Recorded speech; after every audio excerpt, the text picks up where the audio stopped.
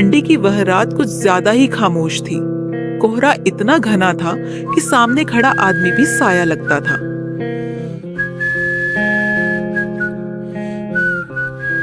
गांव की घड़ी ने जैसे ही 12 बजाए, हवा अचानक बर्फ जैसी ठंडी हो गई। शिवम अपने मामा के घर से लौट रहा था। रास्ता छोटा था, लेकिन उस रात रास्ता खत्म ही नहीं हो रहा था। हर कदम के साथ उसे लगता जैसे कोई उसके पीछे चल रहा हो। कच कच। उसने पीछे मुड़कर देखा, कोई नहीं। लेकिन जमीन पर एक और जोड़ी पैरों के निशान थे जो उसके साथ साथ चल रहे थे। पहली आवाज हवा के बीच अचानक किसी ने धीरे से कहा, रुको। शिवम का दिल जोर से धड़क उठा। यह आवाज किसी इंसान जैसी नहीं थी, जैसे ठंडी हवा बोल रही हो। उसने चलना तेज कर दिया। तभी उसके कान के पास फुसफुसाहट हुई। ठंडी रात में कोई अकेला नहीं चलता। उसकी सांस जमने लगी। रास्ता बदल गया। जिस रास्ते से वह रोज जाता था, वहां आज एक पुराना कुआं दिखाई दिया।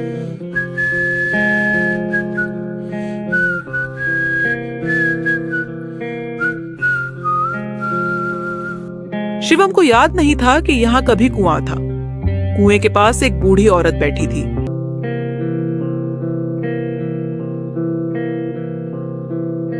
कपड़े फटे हुए, चेहरा झुर्रियों से भरा और आंखें बिल्कुल काली।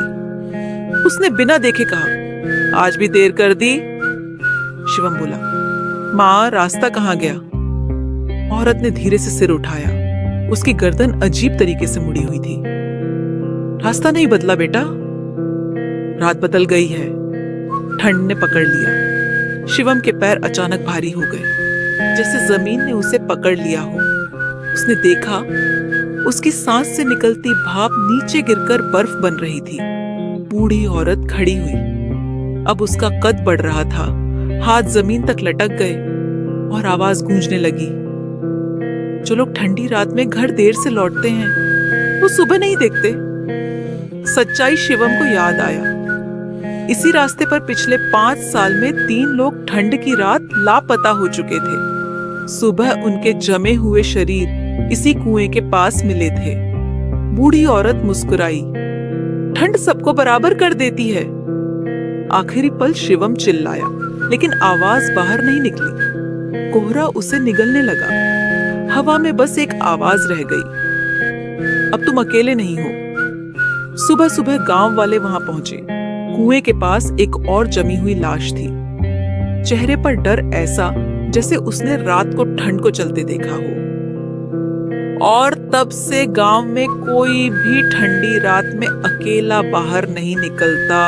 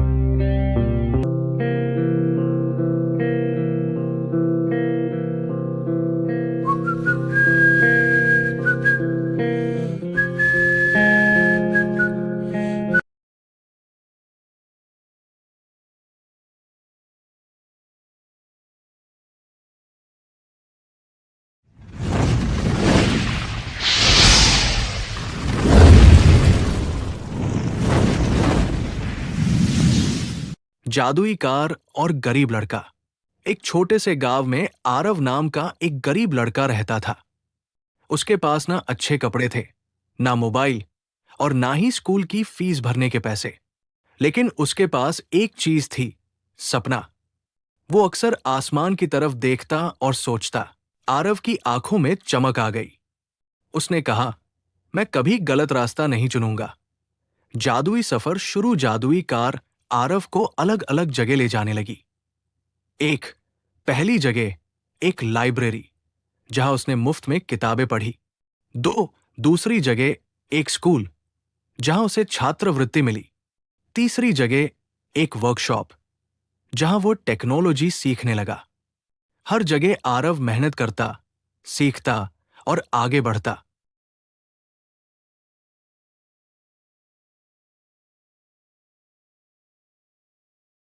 गांव में एक बूढ़ा लकड़हारा रामू रहता था।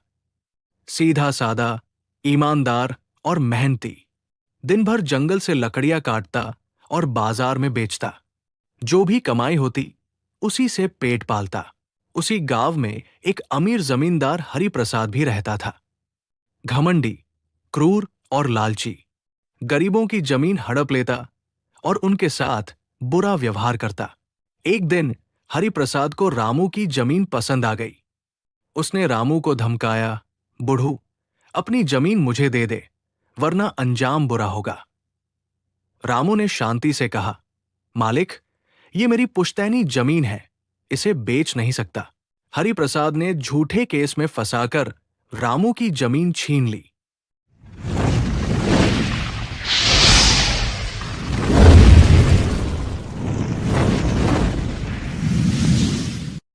खूनी कार, गांव का बदला। कहानी शुरू होती है रात के अंधेरे में। एक वीरान सड़क पर एक पुरानी, जंग लगी लाल रंग की कार खड़ी थी। हवा में सन्नाटा था, पर उस कार के अंदर कुछ था, कुछ बहुत डरावना। 20 साल पहले गांव रामपुर में एक नौजवान लड़का था, अर्जुन। उसे गाड़ियों से बहुत लगाव था। उसने अपने दम पर एक रेसिंग कार बनाई, तेज, चमकदार और लाल रंग की।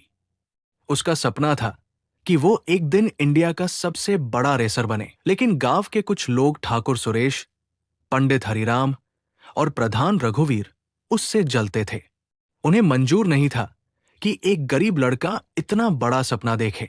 एक रात उन्होंने अर्जुन की कार में आग लगा दी और अर्जुन उसी कार में जिंदा जल गया। वर्तमान समय 20 साल बाद गांव में अजीब घटनाएं होने लगी।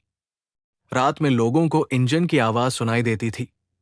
बिना किसी ड्राइवर के लाल कार घूमती थी और एक एक करके वे लोग मरने लगे जो अर्जुन की मौत के जिम्मेदार थे। ठाकुर सुरेश अपने खेत में उस कार से कुचला गया। पंडित हरिराम मंदिर में आग लग गई और वो उसी में जल गया। प्रधान रघुवीर, उसका एक्सीडेंट हुआ और उसकी बॉडी के टुकड़े सड़क पर बिखर गए। गांव में डर का माहौल बन गया। मीरा, गांव की एक बहादुर लड़की, जिसने ठान लिया कि वो इस रहस्य का पता लगाएगी। उसे अर्जुन की डायरी मिलती है। उसमें लिखा था, अगर मेरी आत्मा को इंसाफ ना मिला तो मैं लौटूंगा और अपना बदला लूंगा। मीरा को समझ में आता है कि ये कोई आम कार नहीं है। ये कार अब एक भूत है, एक खूनी आत्मा है।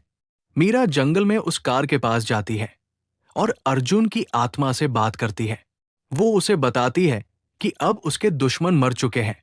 अर्जुन की आत्मा एक पल को शांत होती है, लेकिन फिर कहती है, मेरी मौत अकेले नहीं हुई थी। पूरे गांव ने मुझे अकेला छोड़ा था। अब सबको सजा मिलेगी। और तभी वो कार फिर से स्टार्ट होती है और अंधेरे में गायब हो जाती है।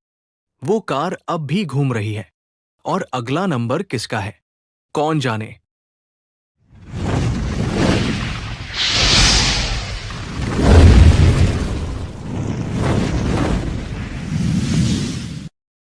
उस रात अर्जुन को क्या दिखा, ये कोई नहीं जानता। गांव में हलचल। सुबह का समय। लोग अर्जुन के बारे में बात कर रहे हैं। कुएं से अब कोई आवाज नहीं आती।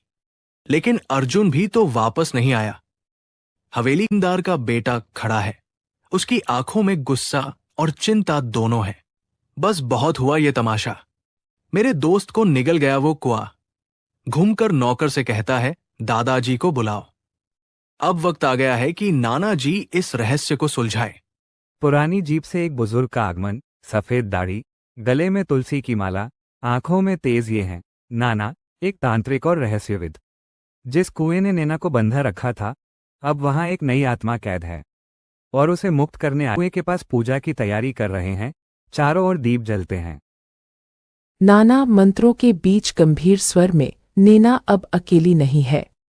अर्जुन की आत्मा उसकी परछाई बन चुकी है। कुएं से फिर वही फुसफुसाहट, लेकिन इस बार दो आवाजें एक साथ गूंजती हैं, नैना और अर्जुन की। नैना, अर्जुन एक साथ। अब देर हो चुकी है। हम साथ हैं, हमेशा के लिए। तेज हवा चलती है, दिए बुझ जाते हैं और अचानक कुएं से एक जोरदार रोशनी निकलती है। क्या नाना अर्जुन को बचा पाएंगे या अब नैना का अगला शिकार कोई और होगा? सच्चाई जितनी सामने है, उससे कहीं ज्यादा गहरी है ये कहानी।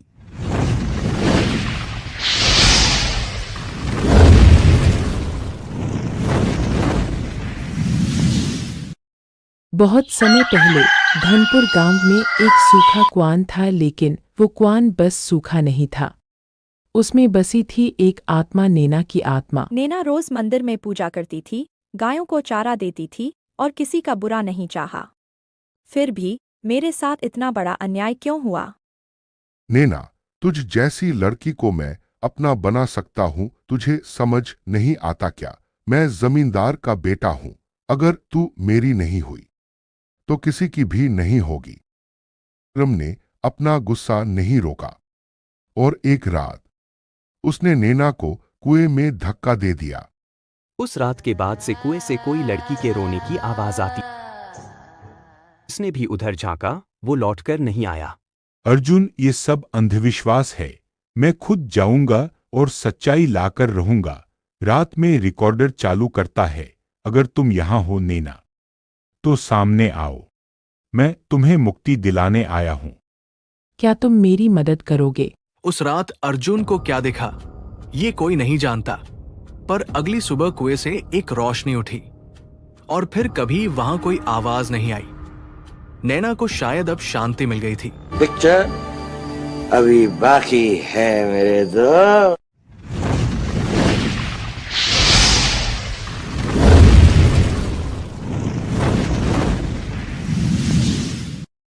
खूनी कार, गांव का बदला। कहानी शुरू होती है रात के अंधेरे में। एक वीरान सड़क पर एक पुरानी जंग लगी लाल रंग की कार खड़ी थी। हवा में सन्नाटा था, पर उस कार के अंदर कुछ था, कुछ बहुत डरावना। 20 साल पहले गांव रामपुर में एक नौजवान लड़का था, अर्जुन। उसे गाड़ियों से बहुत लगाव था। उसने अपने दम पर एक रेसिंग कार बनाई, तेज, चमकदार और लाल रंग की। उसका सपना था कि वो एक दिन इंडिया का सबसे बड़ा रेसर बने। लेकिन गांव के कुछ लोग, ठाकुर सुरेश, पंडित हरिराम और प्रधान रघुवीर, उससे जलते थे। उन्हें मंजूर नहीं था कि एक गरीब लड़का इतना बड़ा सपना देखे। एक रात उन्होंने अर्जुन की कार में आग लगा दी और अर्जुन उसी कार में जिंदा जल गया। वर्तमान समय 20 साल बाद गांव में अजीब घटनाएं होने लगी। रात में लोगों को इंजन की आवाज सुनाई देती थी। बिना किसी ड्राइवर के लाल कार घूमती थी और एक एक करके वे लोग मरने लगे जो अर्जुन की मौत के जिम्मेदार थे। ठाकुर सुरेश अपने खेत में उस कार से कुचला गया। पंडित हरिराम मंदिर में आग लग गई और वो उसी में जल गया। प्रधान रघुवीर, उसका एक्सीडेंट हुआ और उसकी बॉडी के टुकड़े सड़क पर बिखर गए। गांव में डर का माहौल बन गया। मीरा, गांव की एक बहादुर लड़की, जिसने ठान लिया कि वो इस रहस्य का पता लगाएगी। उसे अर्जुन की डायरी मिलती है। उसमें लिखा था, अगर मेरी आत्मा को इंसाफ ना मिला तो मैं लौटूंगा और अपना बदला लूंगा। मीरा को समझ में आता है कि ये कोई आम कार नहीं है। ये कार अब एक भूत है, एक खूनी आत्मा है। मीरा जंगल में उस कार के पास जाती है और अर्जुन की आत्मा से बात करती है। वो उसे बताती है कि अब उसके दुश्मन मर चुके हैं। अर्जुन की आत्मा एक पल को शांत होती है, लेकिन फिर कहती है, मेरी मौत अकेले नहीं हुई थी। पूरे गांव ने मुझे अकेला छोड़ा था। अब सबको सजा मिलेगी। और तभी वो कार फिर से स्टार्ट होती है और अंधेरे में गायब हो जाती है। वो कार अब भी घूम रही है और अगला नंबर किसका है, कौन जाने।